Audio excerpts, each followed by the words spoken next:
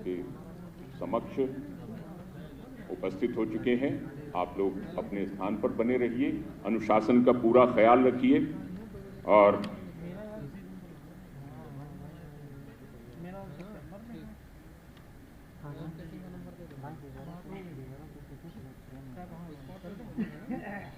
एक बात और ये कहनी थी कि अर्थव्यवस्था की बात हो रही थी। हमारे देश की केंद्र सरकार ने 5 ट्रिलियन डॉलर यूएस डॉलर की अर्थव्यवस्था का लक्ष्य रखा है और उसमें माननीय मुख्यमंत्री योगी आदित्यनाथ जी ने उत्तर प्रदेश की हिस्सेदारी का लक्ष्य 1 ट्रिलियन रखा है, 1 ट्रिलियन यूएस डॉलर। आप लोग बहुत कुछ कर सकते हैं। ओडीओपी आपने खूब पढ़ा होगा, खूब अध्ययन किया और उसके बारे में मनन चिंतन भी करते हैं। 1 डिस्ट्रिक्ट 1 प्रोडक्ट, इसमें आप कितना सहयोग कर सकते हैं। आपका अधिकार क्षेत्र इतना व्यापक है कि आप बहुत सी नवोन्मेषी चीजें ला सकते हैं, बहुत सी चीजें ऐसी कर सकते हैं कि जहां पर शिक्षा नहीं है वहां पर शिक्षा हो, गरीबों को जीवन स्तर ऊंचा उठा सकते हैं, उनके लिए कुछ उद्योग की व्यवस्था कर सकते हैं। कोई कुटीर उद्योग जिस क्षेत्र का आपकी मदद से तरक्की पा सकता है, वहां देखिए, खोज कीजिए, रिसर्च कीजिए और अपनी टीम को लगाइए। सारा काम आप अकेले नहीं, बल्कि आपके साथ में एक लंबी टीम होती है, उसमें एक अच्छे टीम लीडर के रूप में आपको सिद्ध करना है और ऐसे जतन आप कर सकते हैं कि अर्थव्यवस्था में देश की उन्नति आए, उत्थान आए। लोग सोचें कि वास्तव में अगर उनकी बढ़ती भूमि पड़ी है तो उसमें क्या वो सब्जी उगा सकते हैं, क्या उसकी जंगली जानवरों से रक्षा कर सकते हैं, तार की बाढ़ या ऐसी कुछ चीजें जो उनको टिम्बर के तौर पर भी काम आए और खेत की सुरक्षा भी कर सके, भूमि को नुकसान भी न हो और किसान की अर्थव्यवस्था में फायदा हो। तो ऐसी चीजें होना जरूरी है। माननीय मुख्यमंत्री जी का आगमन कुछ ही पलों में हो रहा है।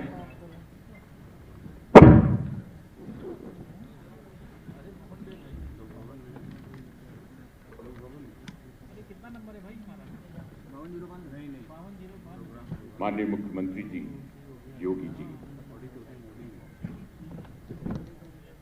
स्वागत कीजिए करतल ध्वनि से।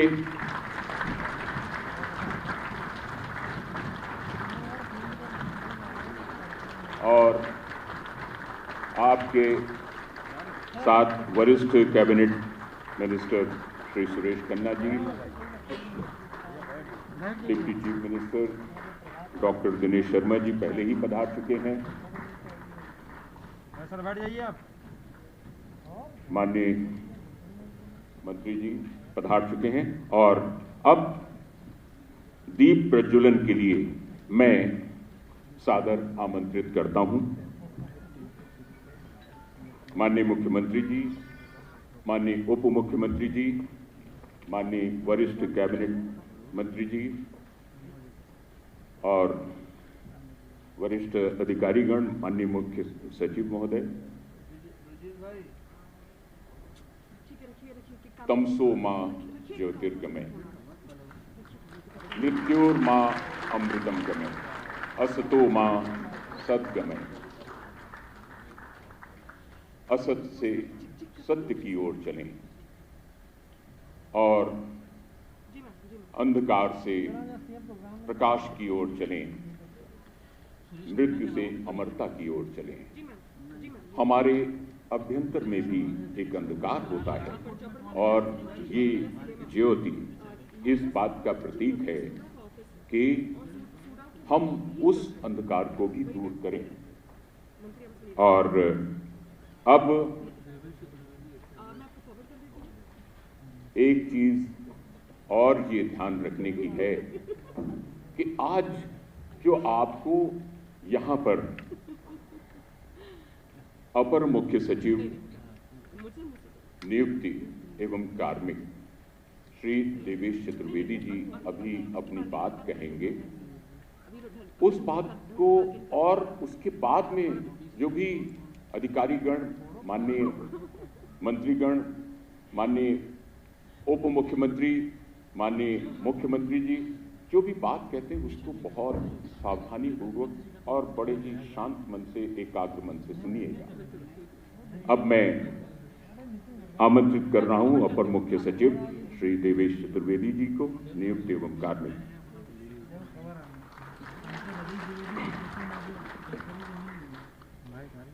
सम्मानित माननीय मुख्यमंत्री जी, सम्मानित माननीय उप मुख्यमंत्री डॉक्टर दिनेश शर्मा जी, सम्मानित वित्त संसदीय कार्य एवं चिकित्सा शिक्षा मंत्री श्री सुरेश कुमार खन्ना जी, मुख्य सचिव महोदय, महानिदेशक उपाम, उपस्थित सभी नवनियुक्त प्रशिक्षु अधिकारीगण जो जिलाधिकारी के पद पर भविष्य में, निकट भविष्य में जाएंगे, मीडिया के सभी साथीगण, वरिष्ठ अधिकारीगण, देवियों सज्जनों, सभी का स्वागत करते हुए इस कार्यक्रम में। ये हमारे सबके लिए गर्व का विषय है और विशेष रूप से जो यहाँ 49 प्रशिक्षु अधिकारीगण आए हैं, जिसमें से कुछ वर्ष के विचार हैं और 45 इस वर्ष से भी नवनियुक्त हुए हैं, इनका आधारभूत प्रशिक्षण अब आरंभ होने वाला है। आपको माननीय मुख्यमंत्री की तरफ से नियुक्ति पत्र और आशीर्वचन मिलेगा और हमारे उप मुख्यमंत्री और वित्त मंत्री भी आपको आशीर्वचन देंगे। पीसीएस राज्य सेवा की जो प्रक्रिया थी नियुक्ति की, वो बहुत तेज की गई लोक सेवा आयोग के द्वारा और बहुत ही कम समय में हम लोगों ने जो हमारी आवश्यकता थी उसके हिसाब से हम लोगों ने मेरिट के आधार पर नियुक्तियां की हैं और अब आपका आधारभूत प्रशिक्षण आरंभ होगा। उसके बाद प्रोफेशनल कोर्स होगा, 6 महीने का जिला की ट्रेनिंग होगी और उसके बाद आप परिपक्व होंगे कि महत्वपूर्ण पद भविष्य में लेंगे, चाहे वो जिलाधिकारी का हो, अपर जिलाधिकारी का हो, सिटी मजिस्ट्रेट हो, शासन में आएंगे विशेष सचिव, संयुक्त सचिव, और फिर अगर सब कुछ ठीक रहा, आपका कार्य उत्कृष्ट रहा तो भारतीय प्रशासनिक सेवा में आके जिलाधिकारी, कमिश्नर, सचिव इन पदों पे जाएंगे।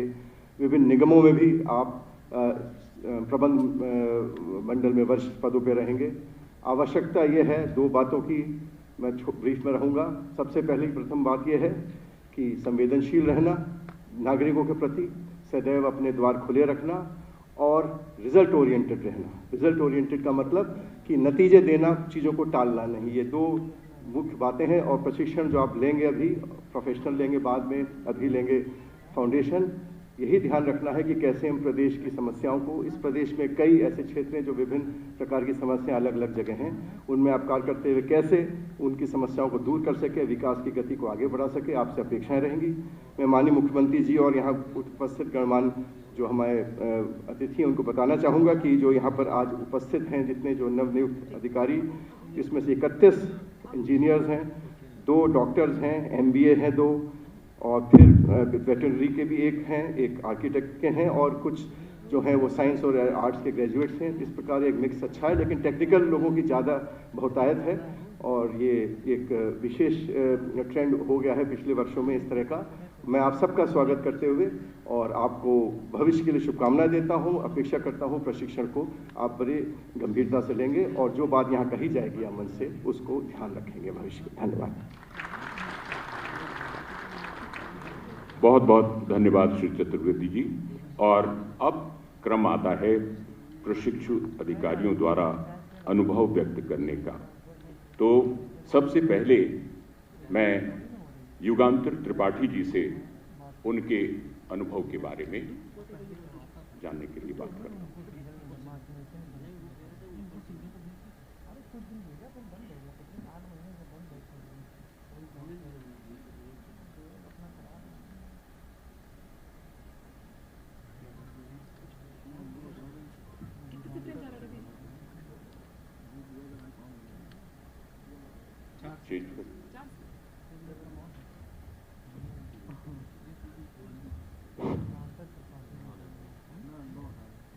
माननीय मुख्यमंत्री महोदय एवं मंच पे उपस्थित अन्य सभी सम्माननीय अतिथिगण, सबको मेरा सादर नमन। मेरा नाम युगांतर त्रिपाठी है। उत्तर प्रदेश लोक सेवा के द्वारा आयोजित बीसीएस एग्ज़ाम में मुझे द्वितीय स्थान प्राप्त हुआ है और आज इस एग्ज़ाम के बाद जो है आपके हाथों मुझे ये पत्र लेने के लिए बुलाया गया है। मैं पूर्व में राजस्थान स्टेट इलेक्ट्रिसिटी बोर्ड में इंजीनियर था और वहाँ से इस्तीफा देने के बाद मैंने सिविल की तैयारी की और आज मैं यहाँ पर इस पद पे नियुक्त हुआ हूँ। नियुक्ति के दौरान मेरी पोस्टिंग हमेशा ग्रामीण क्षेत्र की रही, तो मैंने ग्रामीण क्षेत्र की और काफ़ी जो है समस्याएं ज़मीनी स्तर पे देखी, जिससे मुझे लगा कि प्रशासनिक क्षेत्र ही इनकी सेवा का एक मुख्य रास्ता हो सकता है, जिसकी वजह से आज मैं यहाँ पर हूँ। और जो मैंने एग्ज़ाम दिया उसके सभी चरणों पर शासन की तरफ से, प्रशासन की तरफ से मुझको एक निष्पक्ष और पारदर्शी व्यवस्था देखने को मिला, जिसके लिए मैं अपने पूरे बैच की तरफ से आपको धन्यवाद देना चाहता हूँ। और नौकरी के जो मेरे अनुभव रहे उससे बाद मैंने सिर्फ यह देखा है कि मुझे सिर्फ इतना ही करना है कि मैं जनता के लिए हमेशा सर्वसुलभ रहूं और उनकी समस्याओं का मैं त्वरित निराकरण कर सकूं, ताकि जो हमारे सरकार का एक विश्वास है कि सबका साथ, सबका विकास और सबका विश्वास, इसको सिर्फ नारा ही नहीं, इसको जमीनी स्तर पे पूरी तरह से फलीभूत किया जा सके। धन्यवाद। पूनम गौतम।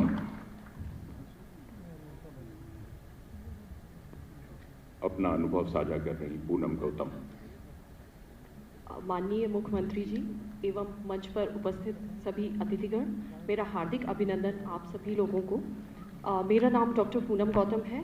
मैं एक स्त्री रोग विशेषज्ञ हूँ और मैंने इस परीक्षा में 3rd रैंक हासिल की है और मैं अकबरपुर कानपुर देहात की रहने वाली हूँ। आज हम सभी के लिए बहुत ही हर्ष और गौरव का विषय है कि हम इस प्रदेश की प्रशासनिक सेवा का अभिन्न अंग बनने जा रहे हैं और मुझे इस वर्ष की खुशी भी है कि माननीय मुख्यमंत्री जी के नेतृत्व में इस कार्यक्रम का शुभारंभ हो रहा है। माननीय मुख्यमंत्री जी, आज भारत नहीं बल्कि पूरा विश्व कोविड से लड़ रहा है और आपकी जो नीतियां रहीं, स्पेशली जो यूपी का मॉडल रहा कोविड से लड़ने का, उसके लिए मैं बहुत ही तहे दिल से आपका अभिनंदन करती हूँ। हमने इसमें जाना कि कैसे उत्तर प्रदेश ने आपदा को अवसर में बदला है। जहां एक ओर हमने कीमती जानें बचाई, वहीं दूसरी ओर हमने जीविका के संसाधन को भी अवतरित कराया। तो ये दर्शाता है कि उत्तर प्रदेश एक उत्तम प्रदेश है। माननीय मुख्यमंत्री जी, मैं एक डॉक्टर होने के नाते एक बेटी, एक पत्नी और एक माँ भी हूँ। कई सारे दायित्व मैं निभाती हूँ। इसके साथ मुझे प्रदेश की प्रशासनिक सेवा में सेवा करने के लिए भी मैं काफ़ी तत्पर हूँ। इन सभी से ये निष्कर्ष निकलता है कि उत्तर प्रदेश की महिलाएं जागरूक ही नहीं, बहुत महत्वाकांक्षी हैं। ये महिला सशक्तिकरण मुख्यमंत्री जी आपके नेतृत्व में फलीभूत हुआ है। जहां एक और चयन प्रक्रिया जाति, धर्म, संप्रदाय पर न होकर बल्कि मेरिट पर आधारित है, मैं इस पारदर्शी, निष्पक्ष और समयबद्ध चयन प्रक्रिया के लिए तहे दिल से कोटि कोटि हृदय से धन्यवाद करती हूँ। माननीय मुख्यमंत्री जी, मैं देखती हूँ लगातार उत्तर प्रदेश की छवि लगातार संवर रही है, सुधर रही है। उत्तर प्रदेश विकास की ओर अग्रसर है और उत्तर प्रदेश को हम सब अवसर का प्रदेश जान रहे हैं, जहाँ पर असीम संभावनाएं हैं। इसी क्रम में मैं अपने कार्य को, अपनी सेवा को ईमानदारी, कर्तव्य निष्ठा से निर्वहन करने का वचन देती हूँ। साथ में मैं अपने पूर्व चिकित्सकीय अनुभवों को प्रादेशिक शासनिक सेवा में अनुपालन करने का कोशिश करती हूँ और मेरी प्राथमिकता रहेगी कि जो भी प्रिवेंटिव हेल्थ है और रिप्रोडक्टिव हेल्थ है, मैं उनको और बेहतर बना सकूं, ताकि मुख्यमंत्री जी आपका जो सपना है, जो संकल्प है, मैं उसको सिद्ध कर सकूं और जन सेवा को जन जन तक पहुंचा सकूं। धन्यवाद। बहुत सराहनीय संकल्प। और अभिषेक कुमार सिंह।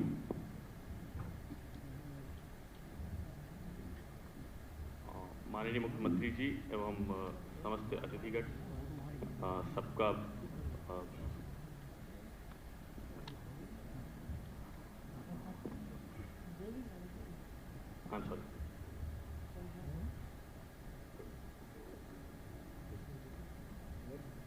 अखिलेश कुमार यादव। माननीय मुख्यमंत्री जी एवं मंच पर उपस्थित अन्य अतिथिगण को मेरा सादर नमस्कार। मेरा नाम अखिलेश कुमार यादव है और मैं उत्तर प्रदेश के अम्बेडकर नगर जिले का निवासी हूँ। सर, उत्तर प्रदेश लोक सेवा आयोग द्वारा आयोजित बीसीएस 2019 की परीक्षा में मुझे 11वां स्थान प्राप्त हुआ है और मेरा ध्येय रहेगा कि मैं समाज में जो हाशिए पर लोग हैं, वंचित तबके के और पिछड़े तबके के लोग हैं, उनको मुख्य धारा में लाने का प्रयास करूँगा। और तहसील के स्तर पर जो समस्याएं लोगों की होती हैं, नागरिकों की समस्याएं होती हैं, उनको सुलझाने का प्रयास करूँगा कि जिससे उनको और ऊपर ना जाना पड़े, जिलाधिकारी तक या सीएम तक ना आना पड़े। उसका निराकरण तत्काल से मतलब वहीं में उपस्थित होकर 24/7 उपलब्ध रहकर उनकी सेवा कर सकूं और तत्परता से उनका निराकरण कर सकूं। साथ ही अपने बिजी शेड्यूल से सीएम सर द्वारा जो समय निकाल कर यहाँ उपस्थित हुए हैं, उनका बहुत बहुत धन्यवाद। Thank you.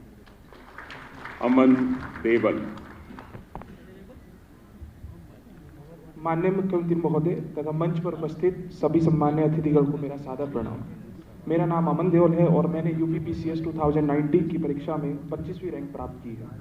मैं पश्चिम उत्तर प्रदेश के जनपद बिजनौर के गांव तालिबपुर का निवासी हूं तथा इलेक्ट्रॉनिक्स एंड कम्युनिकेशन इंजीनियरिंग में स्नातक हूं। स्नातक उपरांत मैंने स्टार्टअप क्षेत्र में काम किया, जहां मैंने आम जनता की जमीनी समस्या को देखा, जिसके कारण मैंने प्रशासनिक सेवा में आने का निर्णय लिया। अपने पद पर रहते हुए मैं अपनी तकनीकी शिक्षा एवं स्टार्टअप क्षेत्र के अनुभवों का उपयोग कर जनता की समस्याओं का व्यवहारिक निवारण करने का ईमानदारी पूर्वक प्रयास करूंगा। जिस प्रकार हमारी भर्ती प्रक्रिया निष्पक्ष, पारदर्शी एवं त्वरित हुई है, उसी प्रकार मैं भी सरकार की योजनाओं को आम जनता तक निष्पक्ष एवं पारदर्शी तरीके से पहुंचाने की भरपूर कोशिश करूंगा, जिससे माननीय मुख्यमंत्री महोदय के विजन उत्तर प्रदेश उत्तम प्रदेश को धरातल तक फलीभूत किया जा सके। साथ ही मैं माननीय मुख्यमंत्री महोदय को प्रतियोगी छात्रों की तरफ से धन्यवाद देना चाहूँगा। मुख्यमंत्री अभ्युदय योजना से लाखों प्रतियोगी छात्र निःशुल्क कोचिंग से अपने सपने साकार कर रहे हैं। धन्यवाद। प्रीति सिंह।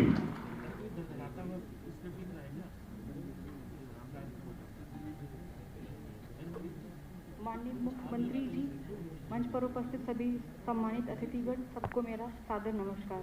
मेरा नाम प्रीति सिंह है। मैं गृह जनपद गोरखपुर की हूँ। मैं विगत 5 वर्षों से प्राथमिक विद्यालय में सहायक अध्यापिका रही हूँ। विदित हो कि मैं ग्रामीण पृष्ठभूमि से हूँ। मेरी माता आत्मविश्वासी गृहिणी है तथा मेरे पिता साधारण किसान हैं। ग्रामीण पृष्ठभूमि होने के बावजूद उन्होंने मेरे निरंतर सफलता का बहुत साथ दिया।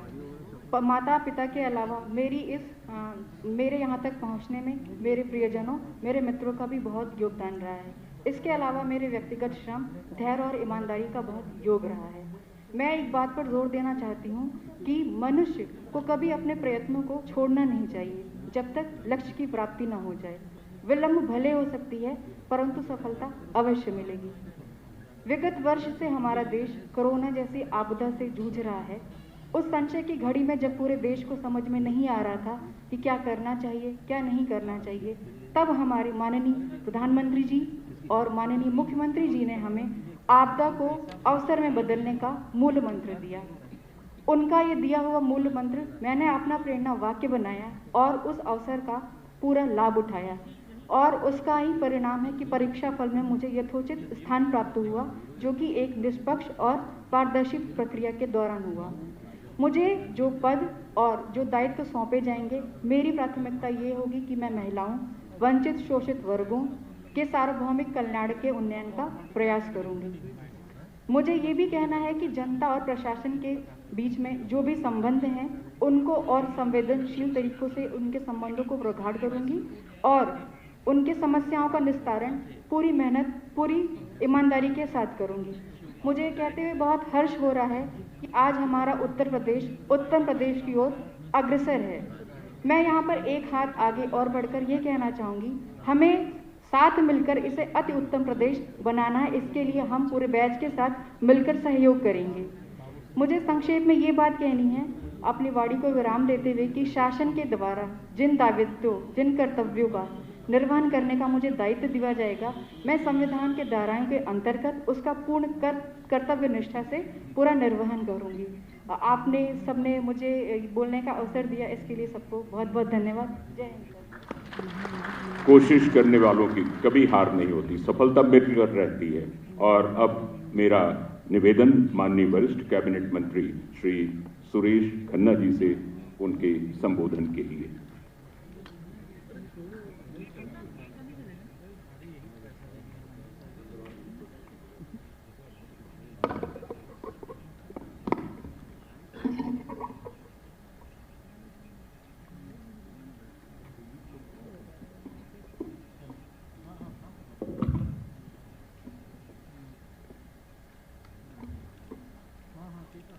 आज के इस विशेष कार्यक्रम के मुख्य अतिथि और उत्तर प्रदेश के शिखर पुरुष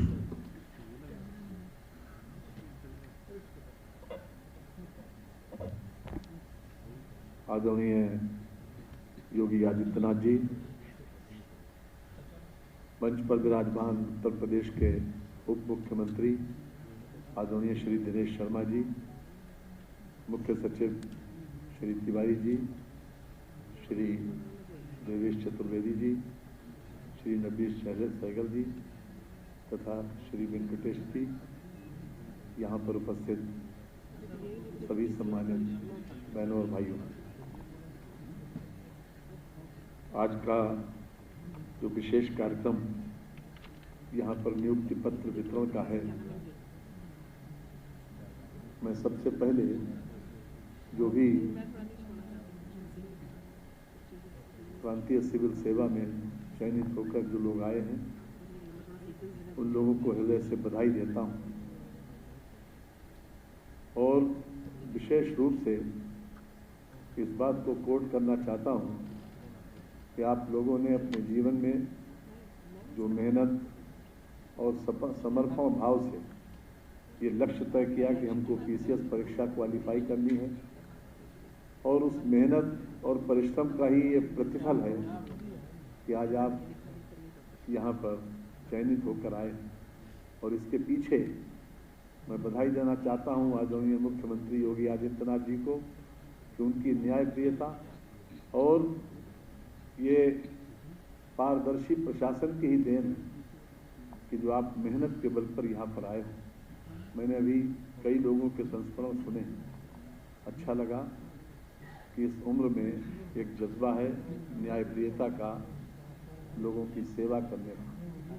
प्रारंभ में लोगों की सेवा करने का जज्बा तो होता है, लेकिन ये जज्बा आखिर तक बनाए रखें तो मैं समझता हूँ कि जीवन में कभी कठिनाई नहीं होगी। जब भी कोई जनप्रतिनिधि आपसे मिलता है तो अपेक्षा करता है कि हमारे अधिकारी हमसे कायदे का व्यवहार करें।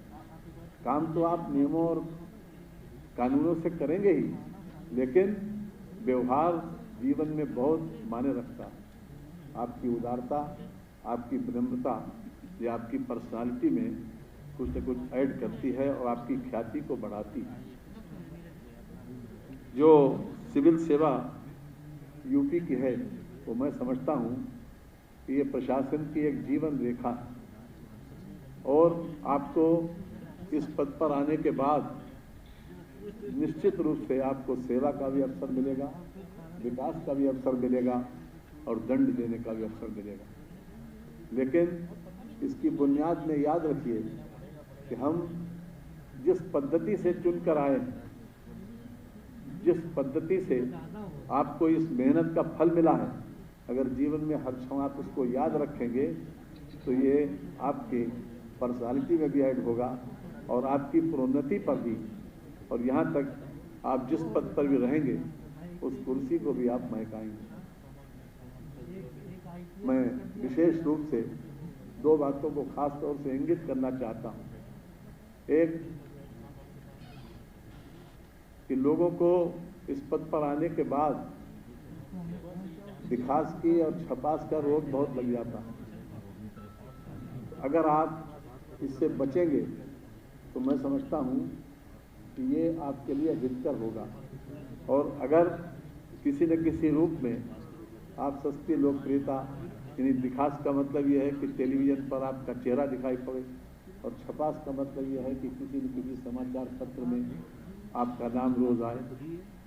अगर आप न्यायप्रियता के साथ अपने दायित्व का निर्वहन करेंगे तो ये आपके लिए हर स्तर पर आपके लिए फायदेमंद होगा। माननीय योगी जी ने जब से सरकार में आए तब से हर स्तर पर न्याय हो और न्याय दिखाई पड़े, और हर स्तर पर चाहे प्रोन्नति का मौका हो, चाहे अपॉइंटमेंट की बात हो, चाहे पदों के वेतनों की बात हो, इस बात को उन्होंने पूरा सम्मान दिया कि पीसीएस सेवा के अधिकारियों को उचित सम्मान मिले हर स्तर पर, और महत्वपूर्ण पदों की जिम्मेदारी भी, और उसका ये परिणाम भी आज देखने को मिल रहा है कि उत्तर प्रदेश से में आज से 4-5 साल पहले लोग न तो इन्वेस्टमेंट करने के लिए आना चाहते थे और न उत्तर प्रदेश की ख्याति देश और दुनिया के नज़रों में बहुत बहुत अच्छी थी। आज जब से माननीय योगी जी आए हैं तब से उन्होंने एक माहौल बदलने की, एक पूरा वातावरण बदलने की जो चेष्टा की है, उसमें आप लोगों के सहयोग से उसमें काफ़ी कुछ सफल हुए हैं और आगे ये यात्रा लगातार चलती रहेगी। उसमें निरंतर आपका सहयोग अपेक्षित है। शासन और सत्ता की मंशा को पूरा करना, लेकिन न्यायप्रियता के साथ, उदार व्यवहार के साथ, विनम्रता के साथ ये आपका फर्ज और कर्तव्य होना चाहिए। आज के इस मौके पर मैं विशेष रूप से मैक्स मुलर की 2 लाइनों को जरूर कोट करना चाहता हूँ। मैक्स मुलर एक जर्मन विद्वान हुए और उनसे जब अंग्रेज प्रशासकों को जो डिस्ट्रिक्ट मजिस्ट्रेट और कमिश्नर के रूप में जिन लोगों की नियुक्ति होती थी, उनसे कहा गया कि आप इन लोगों को एक बार संबोधित करें, तो उन्होंने ये कहा था कि हम एक ऐसे क्षेत्र में आप लोगों को जाना है जहाँ पर बहुत अधिक सहनशीलता है, जहाँ पर एक तरीके का संवेदनशीलता पर जहाँ चरम सीमा पर है और हर प्रकार से लोग जहाँ पर किसी न किसी रूप में ऊपर देखते हैं, आध्यात्मिकता भी है, संवेदनशीलता भी है, उस क्षेत्र में आपको जाना है। और ख़ास तौर से एक किताब को उन्होंने कोट भी किया था, मैं विशेष रूप से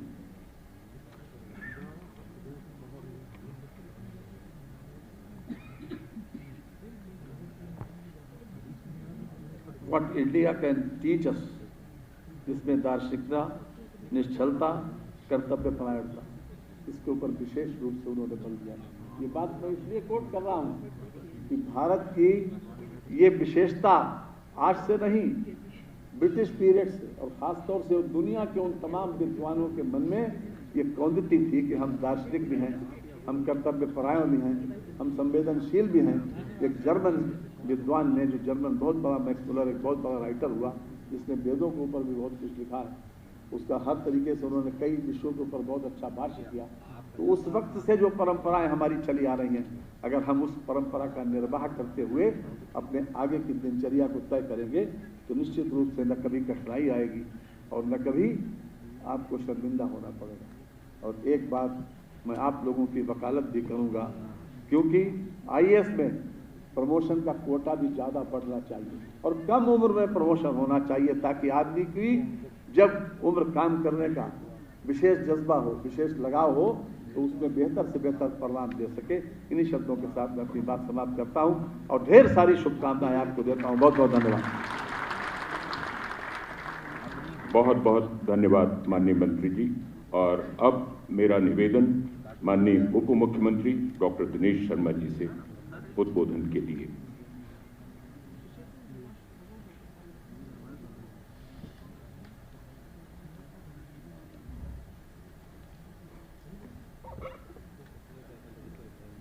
उत्तर प्रदेश के लोकप्रिय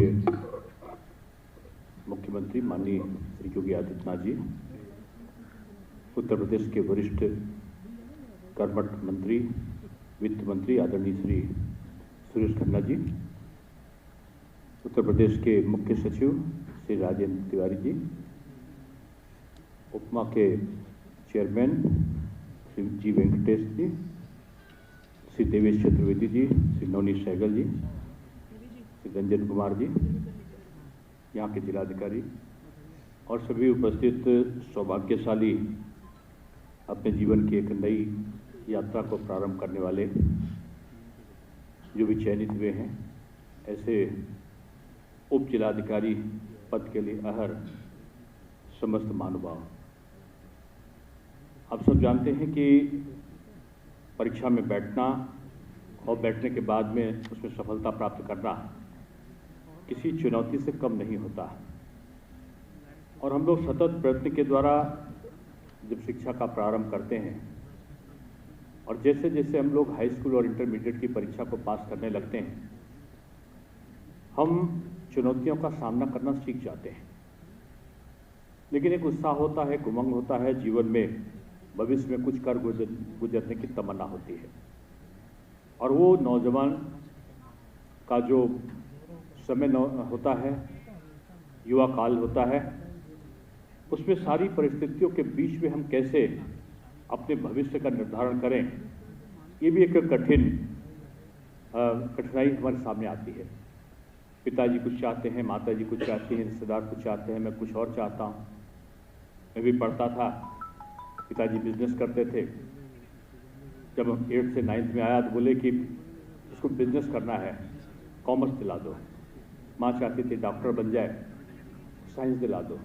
मैं क्या चाहता हूँ, उस समय सोचने समझने का आज तो ज़माना बदल गया है।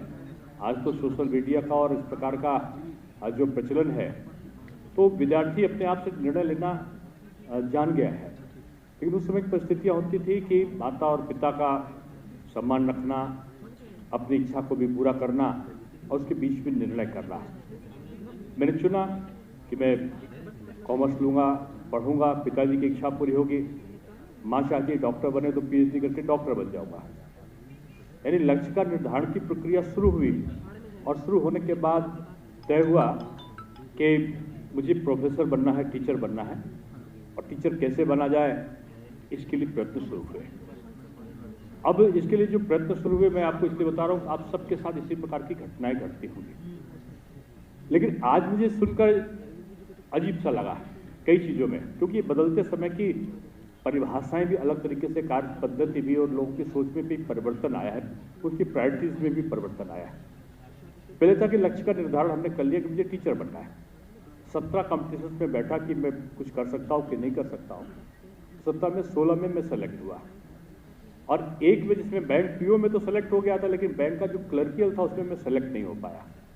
यानी क्लर्कियल का कंपटीशन भी अगर हम आसान मान लें किसी छोटे चीज़ को, तो वो चुनौती ना मान के अगर हम सहज भाव से करें तो हम उसमें सफलता नहीं प्राप्त करते सकते। ये हमने उससे सीखा। लेकिन एक लक्ष्य था कि मुझे उसको प्राप्त करना है। 1100 रुपये में पार्ट टाइम लेक्चरर बना विश्वविद्यालय में, जबकि परिवार में अच्छा बिजनेस था, लेकिन लक्ष्य था कि टीचर बनना है।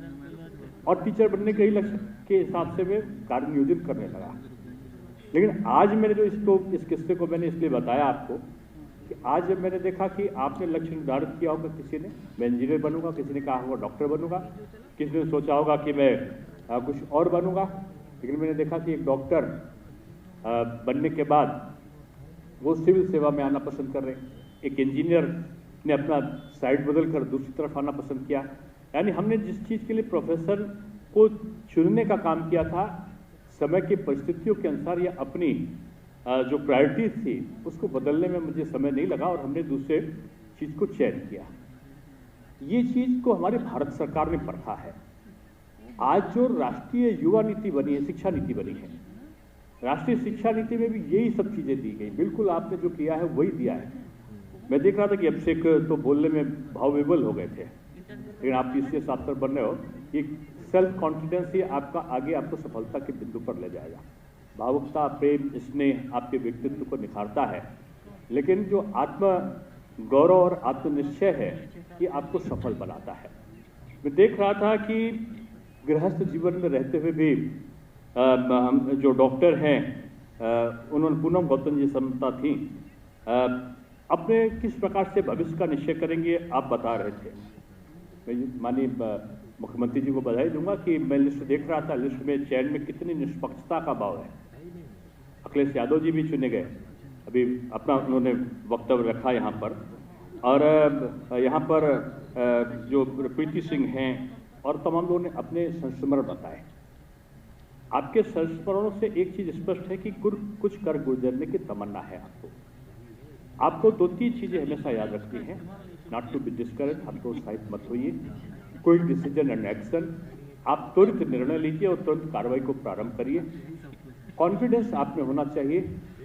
हालांकि लोग बोलते हैं कि इस कहावत के पीछे सत्य नहीं है कि सुनो सबकी और करो अपने मन की। इसका मतलब ये नहीं कि मनमौजी हो जाए, लेकिन हमें इतना आत्म विश्वास है कि हम जो निर्णय लेंगे वो गलत नहीं होगा। इस प्रकार का जो निश्चय करने वाला व्यक्ति होता है और जो वर्तमान से संतुष्ट नहीं होता एकदम से, मैं उल्टा बोल रहा हूं, जो भविष्य के प्रति चिंतनशील होता है, यानी वर्तमान में मैं श्रेष्ठता को प्राप्त करूं, ये मेरा लक्ष्य है। लेकिन भविष्य में उस श्रेष्ठता के भाव को मैं पार कर जाऊं, ये मेरा अनुमान है। और ये अनुमान मेरा सत्यता के करीब पहुंच कैसे सकता है, मेरे कठिन परिश्रम के द्वारा और मेरा अपने विभिन्न प्रसंगों से लिए गए अनुभव के आधार पर। और मुझको लगता है कि आज मैं तो कहूँगा कि आज हम लोग यहाँ पर बोल रहे हैं, ये ऐतिहासिक क्षण है। 10 साल बाद, 15 साल बाद, 20 साल बाद अब आप बहुत सीनियर अफसर्स बनेंगे तो आप आज का दिन याद करेंगे।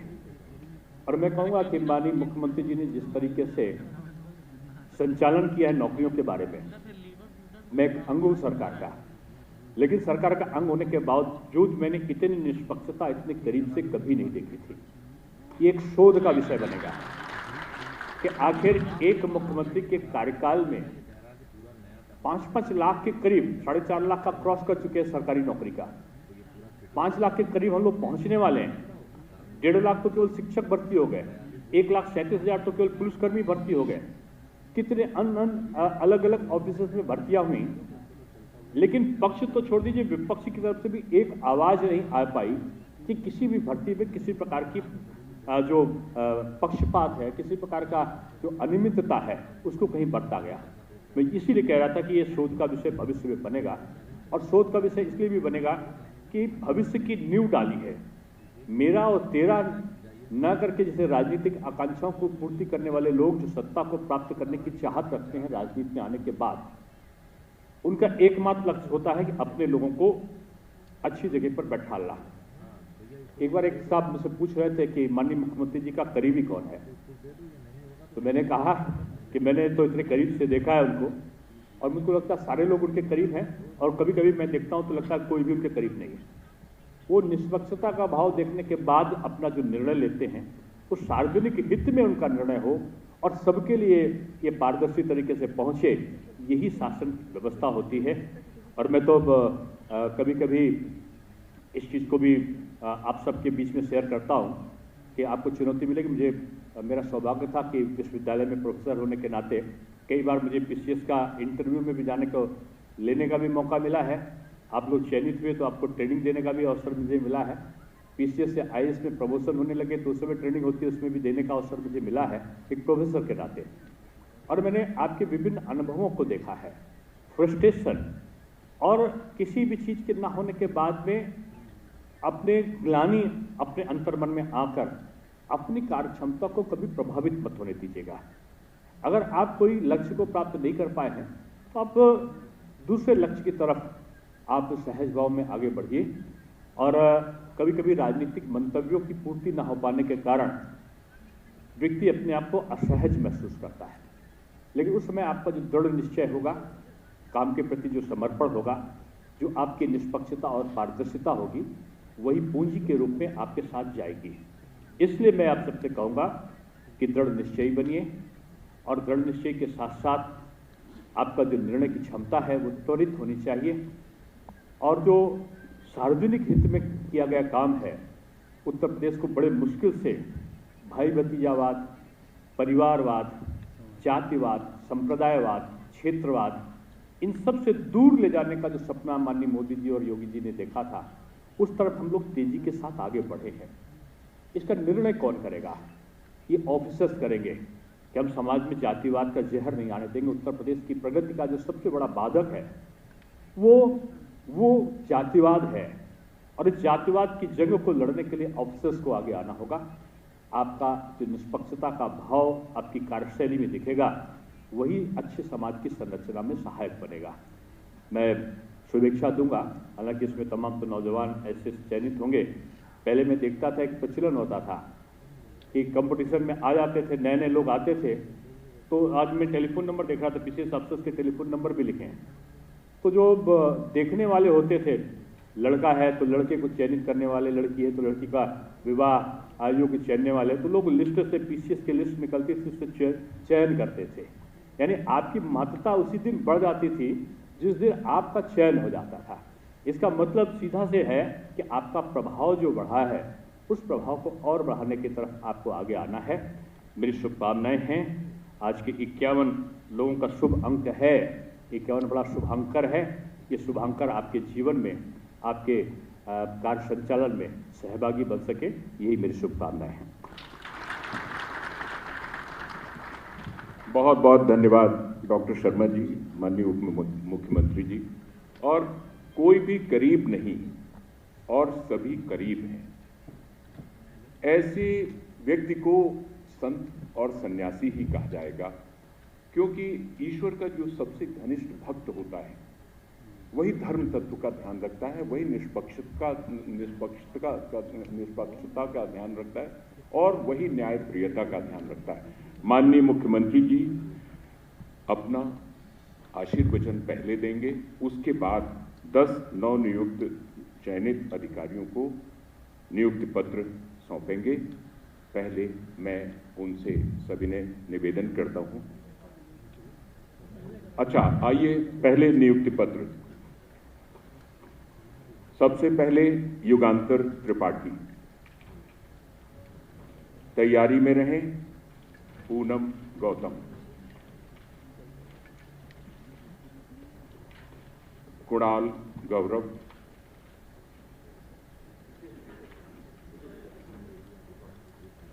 युगांतर त्रिपाठी,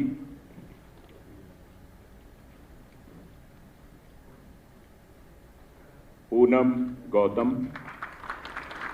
तालियों से स्वागत कीजिए, बहुत ही उत्साह के पल हैं। पूनम गौतम,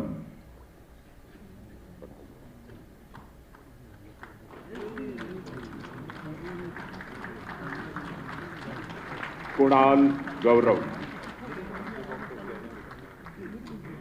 कुणाल गौरव, प्रियंका कुमारी,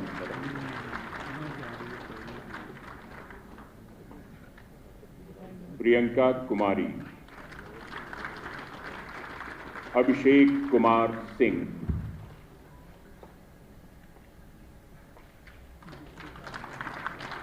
अखिलेश कुमार यादव,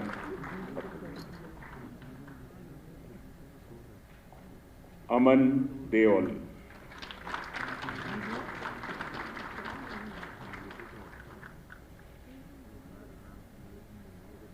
अमन देवल, प्रीति सिंह। एक प्राइमरी टीचर से पीसीएस ऑफिसर, करतल ध्वनि से स्वागत हो। शना अख्तर मंसूरी, शना अख्तर मंसूरी और शिवम सिंह। शना अख्तर मंसूरी और शिवम सिंह।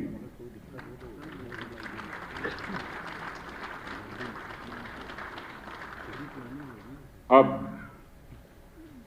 बारी है माननीय मुख्यमंत्री जी के आशीर्वचन की। सादर निवेदन आशीर्वचन के लिए।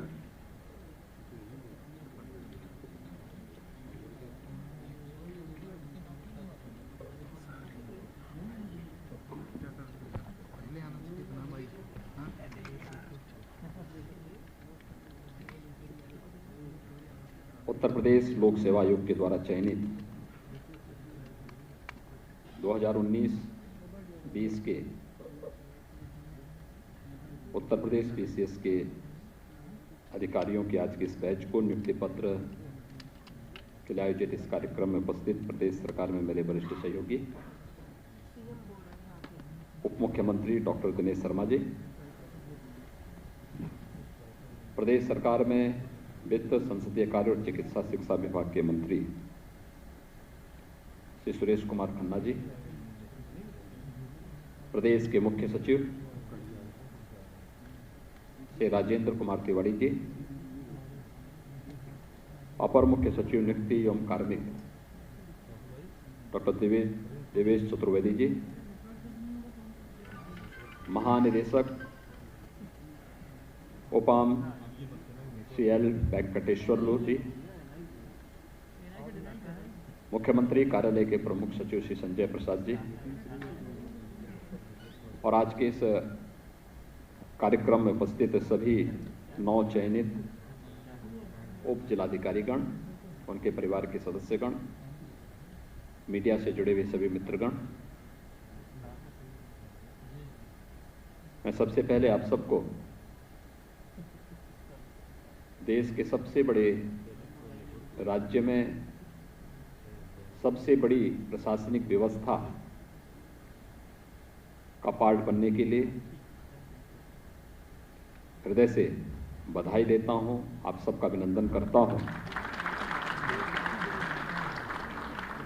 और उत्तर प्रदेश लोक सेवा आयोग को एक निष्पक्ष पारदर्शी चयन की प्रक्रिया को समयबद्ध ढंग से आगे बढ़ाने के लिए हृदय से धन्यवाद भी देता हूं। हम सब जानते हैं कि उत्तर प्रदेश में सरकारी नौकरियों की प्रक्रिया 2017 के पहले कैसे कलंकित हो चुकी थी।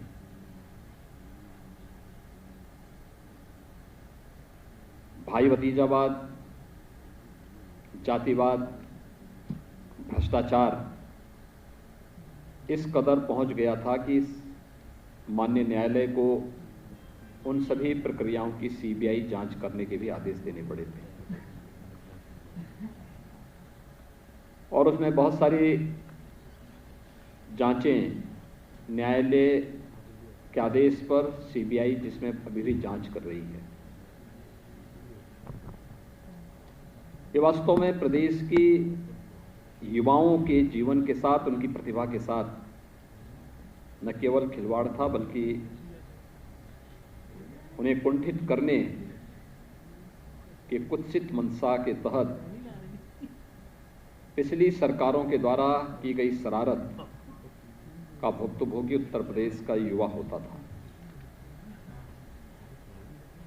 पिछले 4-4.25 वर्ष के दौरान हम सब ने आदरणीय प्रधानमंत्री जी के प्रेरणा और उनके मार्गदर्शन में शासकीय नौकरियों को पूरी निष्पक्ष और पारदर्शी तरीके से संपादित करने के लिए आयोग और बोर्डों के माध्यम से जो प्रक्रिया आगे बढ़ती है उसे व्यवस्थित रूप से आगे बढ़ाया और आज मुझे बताते हुए प्रसन्नता है कि जो ये बोर्ड और आयोग अव्यवस्था, भ्रष्टाचार, भाई भतीजावाद के अड्डे बन चुके थे और उसके कारण अनिर्णय की स्थिति पैदा हो गई थी। इस जड़ता को दूर करते हुए प्रक्रिया में तेजी लाने, निष्पक्षता लाने, शुचिता और पारदर्शिता पूर्ण तरीके से इस नियुक्ति की प्रक्रिया को आगे बढ़ाने के परिणाम बहुत अच्छे ढंग से सामने आ रहे हैं।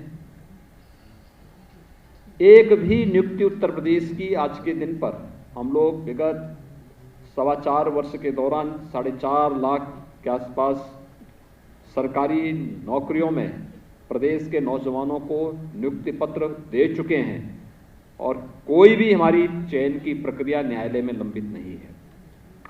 पूरी पारदर्शिता के साथ, पूरी ईमानदारी के साथ, पूरी निष्पक्षता के साथ इस पूरी कार्रवाई को आगे बढ़ाया गया और सभी आयोग और बोर्डों से भी यही आग्रह किया गया कि वे पूरी ईमानदारी के साथ इस प्रक्रिया को आगे बढ़ाएं।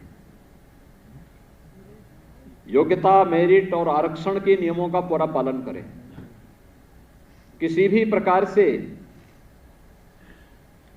किसी भी व्यक्ति या किसी भी बाहरी व्यक्ति को आपकी प्रक्रिया में हस्तक्षेप करने का अवसर नहीं मिलना चाहिए और प्रदेश के युवाओं को उनकी प्रतिभा, उनकी योग्यता और उनकी क्षमता के अनुरूप उनका स्थान प्राप्त ही होना ही चाहिए। ये जो सरकार की दृढ़ इच्छा शक्ति थी, आज उसका परिणाम भी देखने को मिल रहा है। मुझे बहुत प्रसन्नता है कि आज नियुक्ति पत्र वितरण का एक कार्यक्रम उत्तर प्रदेश पीसीएस की 2019 की परीक्षा के परिणाम के फलस्वरूप आज यहां वितरित हो रहा है।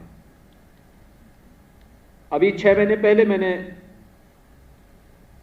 2017-18 के भी नियुक्ति पत्र वितरित किए हैं आप देखिए कितना, यानी 17-18 के नियुक्ति पत्र भी 21 में ही हमने वितरित किए हैं, और आज आपको भी हम नियुक्ति पत्र यहीं पर दे रहे हैं। यानी पहले अनिर्णय के शिकार थे, अराजकता के शिकार थे, अव्यवस्था थी, लेकिन आज उस प्रक्रिया को कितनी तेजी के साथ आगे बढ़ाने का कार्य हुआ है। आज यूपी पीसीएस की उप जिलाधिकारी के चयन की इस प्रक्रिया में नियुक्ति पत्र वितरण का यह कार्यक्रम इस बात का प्रमाण है। स्वाभाविक रूप से जब प्रदेश के अंदर योग्यता, क्षमता और मेरिट को ध्यान में रख करके इस प्रक्रिया को आगे बढ़ाया जा रहा है, तो सरकार की भी यही मंशा है आपसे, सरकार आपसे भी अपेक्षा रखता है कि आप भी उसी निष्पक्षता के साथ, उसी पारदर्शी तरीके के साथ किसी भी नागरिक के साथ, प्रदेश का कोई भी व्यक्ति हो, उसे भी इस प्रक्रिया का पार्ट बनने, उसे भी न्याय प्राप्त करने, आपकी प्रशासनिक सेवाओं का लाभ प्राप्त करने का पूरा अवसर प्राप्त होना ही चाहिए। यह दायित्व अब आपके ऊपर आएगा, और इसलिए उस गुरुत्वर दायित्व का निर्वहन करने पर आप सभी को पूरी तरीके से उस प्रक्रिया का पार्ट बनना चाहिए। याद रखना, भारतीय प्रशासनिक सेवा की रीढ़ के रूप में हम लोग प्रादेशिक सेवाओं को मानते हैं, क्योंकि उप जिलाधिकारी के रूप में आपके पास जो दायित्व आने हैं, अपनी ट्रेनिंग पूरी करने के साथ आपको विभिन्न तहसीलों में जाकर के वहां पर अपनी सेवाएं देनी होंगी। और याद रखना कि जनता से जुड़ी हुई जो समस्याएं हैं, एक कॉमन मैन की जो समस्या है, आधी से अधिक समस्या केवल राजस्व से संबंधित समस्याएं होती हैं। अपराध की प्रकृति में भी मैं बहुत बार देखता हूं कि गांव में या शहरी क्षेत्रों के मोहल्लों में जो विवाद होते हैं, उनके पीछे भी ये छोटे मोटे जो राजस्व से संबंधित विवाद होते हैं, जिसपे समयबद्ध निर्णय न होने के कारण हमारी जो प्रशासनिक व्यवस्था है वो अनिर्णय का शिकार जब हो जाती है, तो उसका खामियाजा एक आम नागरिक को भुगतना पड़ता है। और इसलिए हमारा दायित्व होना चाहिए कि हर एक व्यक्ति को न्याय मिले, न्याय से कोई वंचित न होने पाए, किसी भी प्रकार की अव्यवस्था और दुर्व्यवस्था, जिस व्यवस्था के हम पार्ट हैं वहां पर न दिखे, या हम अगर अपने इस दायित्व का ईमानदारी पूर्वक निर्वहन करते हैं तो हम अपने आप के साथ न्याय करते हैं, अपनी सेवा के साथ न्याय करते हैं, और जिस व्यवस्था ने हमें सम्मान दिया है उस व्यवस्था के साथ भी हम न्याय करते हैं, और यही तो हमें करना होगा। आपको अब इस सेवा में आए हैं, इससे पहले आप क्या थे? आपका व्यक्तिगत जीवन था, आपका पारिवारिक जीवन था, आपका अपने एक मित्र मंडली थी, वो आपका व्यक्तिगत जीवन का पार्ट है। लेकिन आज जब आप इस प्रशासनिक सेवा का पार्ट बनने जा रहे हैं, तो फिर अपने पराये का भेद किए बगैर, अपनी पूरे ज्ञान से, अपनी पूरी दक्षता से और अपने व्यवहार से हर एक व्यक्ति को न केवल सम्मान देना होगा, बल्कि न्याय बोलने से नहीं, आपकी कार्य पद्धति से वह झलकना भी चाहिए। देखिए, अगर पहले दिन से आप तय करके आगे बढ़ेंगे तो यूपी पीसीएस के बहुत सारे अधिकारियों को सचिव और कमिश्नर स्तर तक की सेवा करने का अवसर प्राप्त हो जाता है। और मुझे लगता है कि हम देखते हैं वहां तक पहुंचते पहुंचते अंत में बहुत कम लोग रह पाते हैं। कुछ लोग अपनी आयु सीमा के कारण, कुछ लोग समयबद्ध ढंग से जैसे ही आगे बढ़ते हैं, किसी न किसी भ्रष्टाचार की चपेट में आकर के और समय उस व्यवस्था से दरकिनार कर दिए जाते हैं।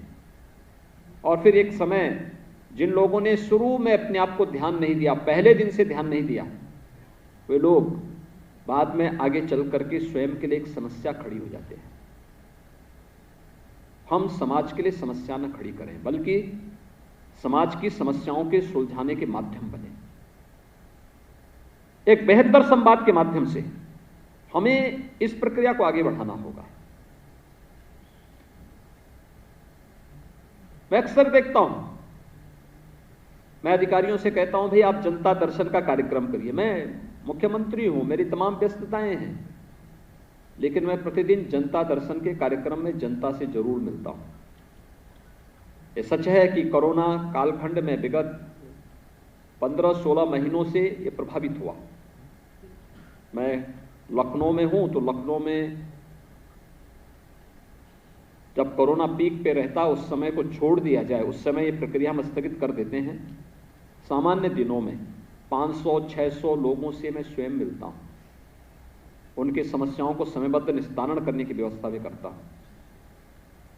कभी गोरखपुर जाता हूं तो गोरखपुर में भी जनता से स्वयं मिलता हूं, समयबद्ध ढंग से उनकी समस्याओं का समाधान हो, ये पूरी व्यवस्था सुनिश्चित करता हूं।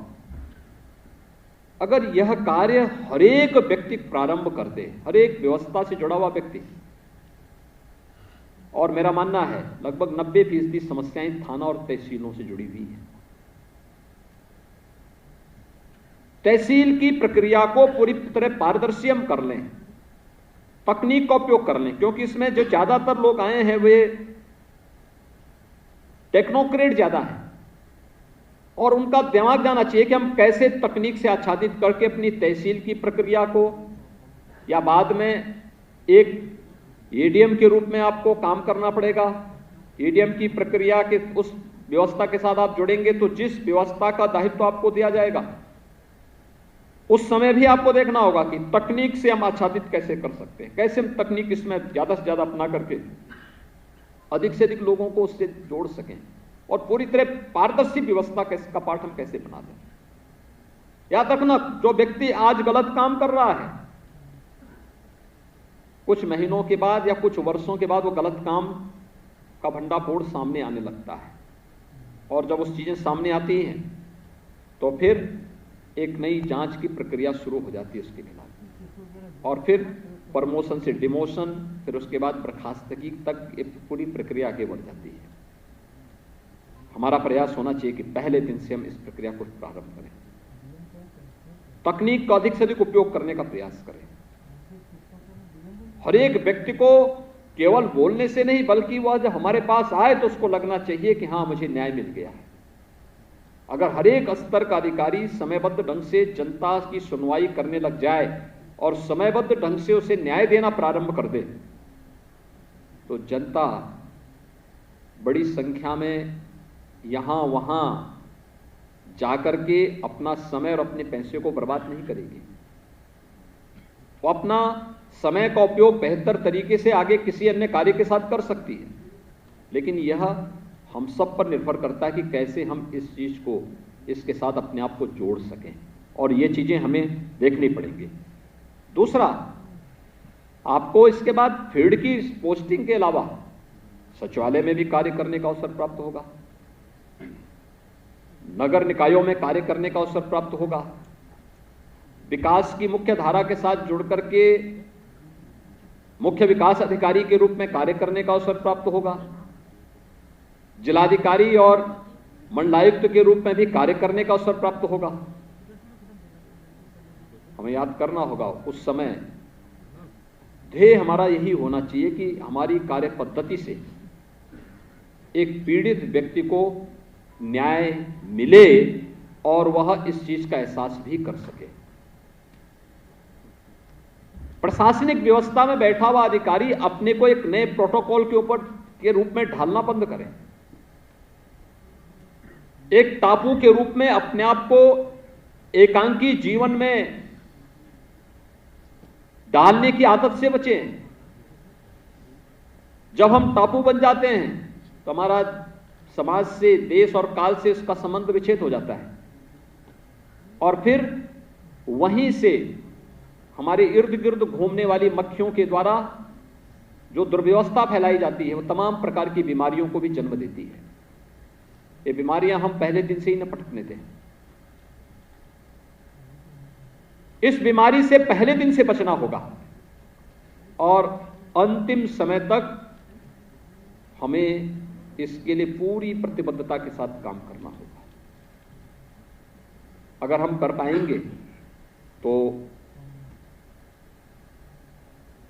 एक सुनहरे भविष्य की तरफ हम अपने आप को देख सकते हैं। लेकिन अगर पग पग पर गलती करते हुए फिर उसमें संलिप्त होते हुए अगर हम लोग इस व्यवस्था को दुर्व्यवस्था में बदलने का प्रयास करेंगे तो स्वाभाविक रूप से उसकी जवाबदेही से हम अपने आप को अलग कभी नहीं कर पाएंगे। कि हमें जरूर सोचना होगा। मुझे बहुत प्रसन्नता है कि यहाँ पर तेजी के साथ युवाओं को प्रदेश के अंदर नौकरियों की सुविधा प्राप्त हुई है, और ये वही प्रदेश है जहां हर नियुक्ति के साथ भ्रष्टाचार और बेईमानी का लेवल पहले ही उसके साथ एक चस्पा हो जाता था, और उसके बाद माननीय न्यायालय को उसमें हस्तक्षेप करने का अवसर भी प्राप्त होता था। न्यायालय उसको स्टे करती थी, उसकी जांच बिठा देती थी, प्रक्रिया ऐसी बाधित हो जाती थी कि युवा यहाँ का अपने आप को ठगावा महसूस करता था। आज उत्तर प्रदेश के अंदर चल रही चयन की सभी प्रक्रियाएं कोई उंगली नहीं उठा सकता, उंगली उठाने का किसी को अवसर नहीं दिया जाता है। समय समय पे सरकार भी इन चीजों को देखती है, कहां पर क्या चल रहा है। किसी के कार्य में हस्तक्षेप नहीं, लेकिन दूर रह करके, तटस्थ रह करके उन सब की समीक्षा समय समय पर करना और उन सबको निष्पक्षतापूर्ण तरीके से उस प्रक्रिया को आगे बढ़ा देना। ये सरकार उसी अभियान को लेकर के आगे बढ़ रही है। आज उसका परिणाम भी देखने को मिल रहा है। ये वही प्रदेश है जहां पर लोग निवेश के लिए नहीं आना चाहते थे। मुझे याद है जब 2018 में हम लोगों ने यहां पे अपना पहला इन्वेस्टर समिट किया था, उससे पहले 2017 में, मार्च 2017 में हमारी सरकार आई। सरकार आने के बाद कुछ ही महीने के अंदर मुझे लगा कि प्रदेश के अंदर हम लोग करोड़ों नौजवानों को नौकरी नहीं दे सकते।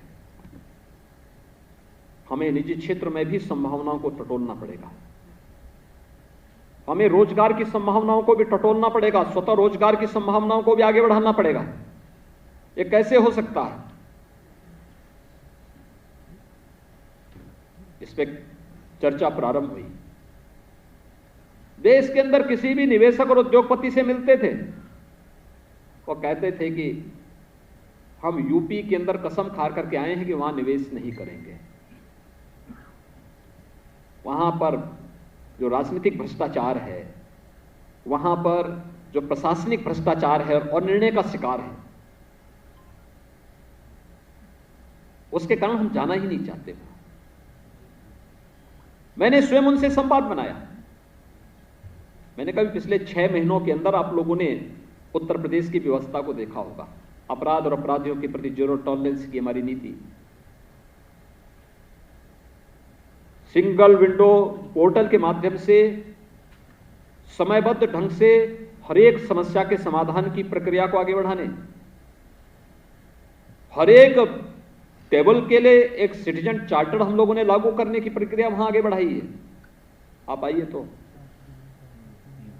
लोगों को एक विश्वास, जो उस समय तक प्रदेश की एक छवि सामने आकर के उभरती हुई दिखाई दे रही थी, लोगों को एक विश्वास हुआ।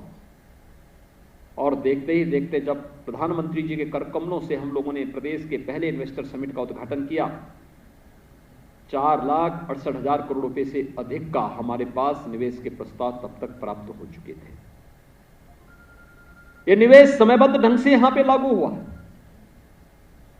1,61,00,000 से अधिक युवाओं को वहां पर समायोजन करने, नौकरी देने में हमें सफलता प्राप्त हुई।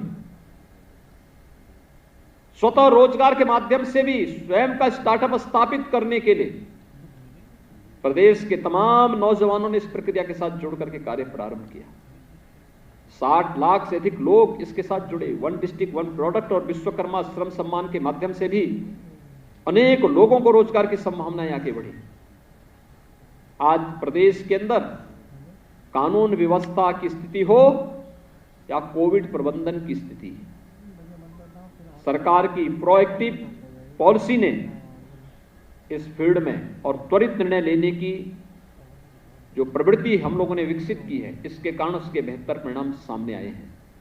हमें इस प्रक्रिया का पार्ट बनना होगा, उसके साथ चलने की आदत डालनी होगी और उस व्यवस्था के साथ अगर हम आगे बढ़ेंगे तो हमारा सुनहरा भविष्य आपका स्वागत के लिए उतावला दिखाई दे रहा है। आज के इस अवसर पर इस चयन की प्रक्रिया को निष्पक्ष और पारदर्शी तरीके से संपन्न करने के लिए उत्तर प्रदेश लोक सेवा आयोग को हृदय से धन्यवाद देता हूं। आप सबको हृदय से बधाई और शुभकामनाएं देता हूं। धन्यवाद। जय हिंद। बहुत बहुत साधुवाद माननीय मुख्यमंत्री महोदय।